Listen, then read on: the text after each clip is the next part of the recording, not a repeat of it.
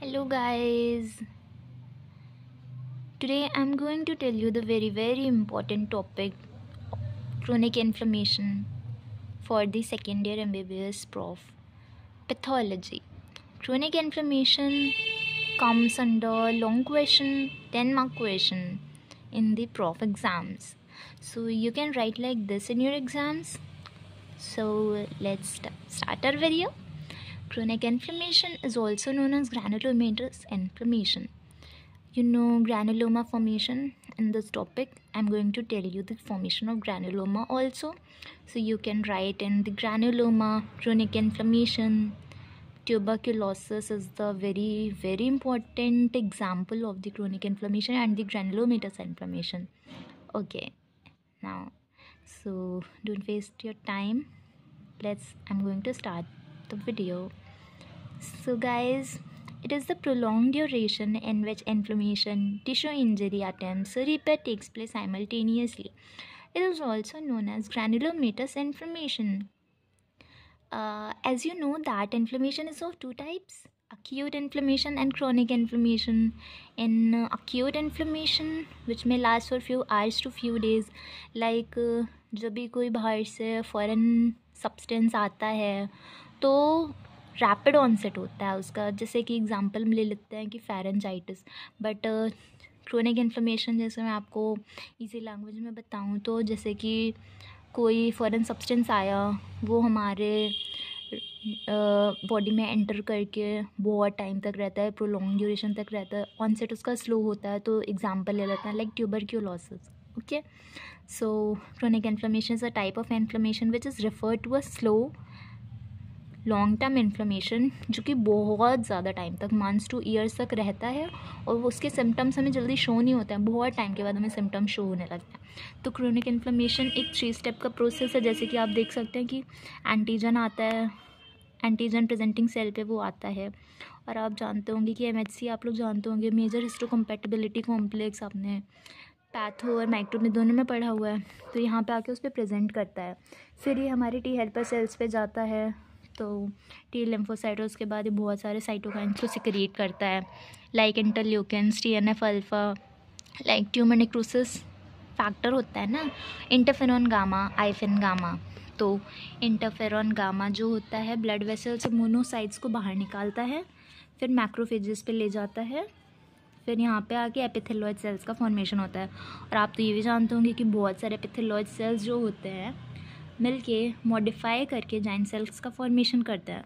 और ये सेंटर जो लिखा हुआ है मैंने अभी आपको बताती हूँ, TNF अल्फ़ा, ये जो होता है ब्लड वेसल से फाइब्रोब्लास्ट को बाहर निकालता है और कोलेजन और फाइब्रोसिस का फॉर्मेशन कर देता है.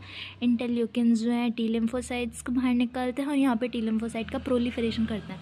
अब जो मैंने मिडल, आउटर और सेंटर जोन लिखे हुए ना, तो ये जो मिलके हैं ग्रैनुलोमा का फॉर्मेशन करते हैं. देखिए फाइब्रोब्लास्ट पे हमने लिखा हुआ है आउटर मोस्ट लेयर, फाइब्रोब्लास्ट हमारी आउटर मोस्ट लेयर बना रही है, लिम्फोसाइट्स हमारी मिडल लेयर बना रहा है, और जाइंट सेल और एपिथेलॉइड सेल जो है हमारा इनर जोन बना रहा है, सेंटर बना रहा है हमारे ग्रैनुलोमा का. तो ये होता है ग्रैनुलोमा का फॉर्मेशन. ओके, फिर ग्रैनुलोमा जैसे कि मैंने आपको बताया कि 3 टाइप्स के सेल्स होते हैं. यहाँ पे सेंटर में एपिथेलॉइड सेल्स और जाइंट सेल्स बनते हैं, और मिडिल में हमारे लिम्फोसाइट्स बनते हैं, आउटर जोन पे हमारे फाइब्रोब्लास्ट बनते हैं.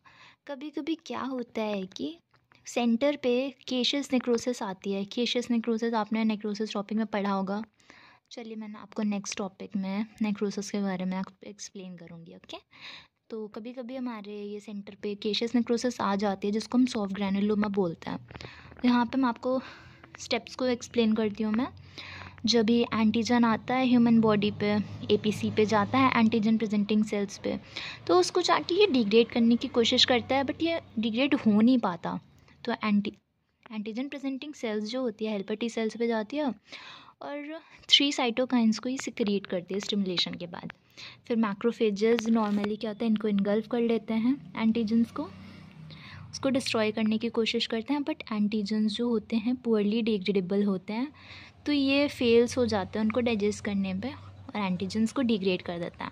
उसके बाद यहाँ पे CD4 T सेल्स का एक्टिवेशन होता है, जो कि एंटीजन्स को यहाँ पे फेल मतलब उसको डिग्रेड नहीं कर पाता है। तो फिर ये हमारे प्रेजेंट करते हैं CD4 T लिम्फोसाइट्स पे। यहाँ पे CD4 T लिम्फोसाइट्स हमारे एक्टिवेट होते हैं, लिम्फोकाइंस को कुछ रिलीज़ करते हैं।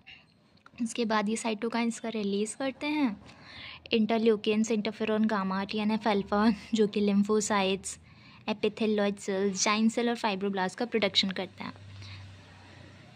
ये हमारे कुछ जाइंट सेल्स जिन पे मैं नेक्स्ट वीडियो बनाऊंगी। ओके, ये 5 मार्क के अंदर आ सकता है। Foreign body giant cell, Langhans giant cell, Warthin Finkeldey giant cell, Touton giant cell, Reed Sternberg giant cells. तो ये हमारे कुछ जाइंट सेल्स होते हैं। अब यहाँ पे हमारा कुछ स्टिलेट ग्रैनुलोमा है। ये हमारा एक स्पेशल टाइप का ग्रैनुलोमा है which is a star shaped granuloma which is neutrophilic infiltration. Example is cat scratch disease and LGV. LGV is lymphogranuloma venereum. So यहाँ पे कुछ एग्जांपल्स देख लेते हैं अपने ग्रैनुलोमा क्रोनिक इन्फ्लेमेशन का, जैसे कि tuberculosis, leprosy, syphilis, brucellosis, cat scratch disease, granuloma inguinale, tularaemia. ये हमारे कुछ बैक्टीरियल एग्जांपल्स होते हैं। यहाँ पे हमें कुछ फंगल एग्जांपल्स देखने को मिलते हैं like actinomycosis, blastomycosis, cryptomycosis, coccidioidomycosis. These are the fungal examples. Parasitic examples is schistosomiasis.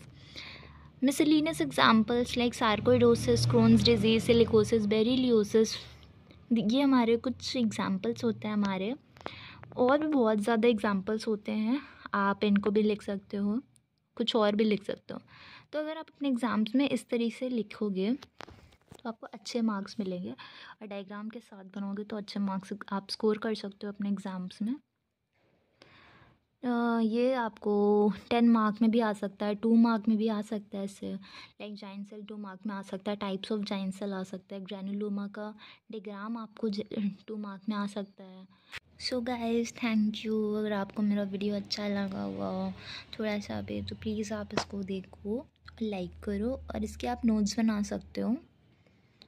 Okay, thank you guys, thank you so much. ऐसी मैं और वीडियोस बनाती रहूँगी। Thank you, bye.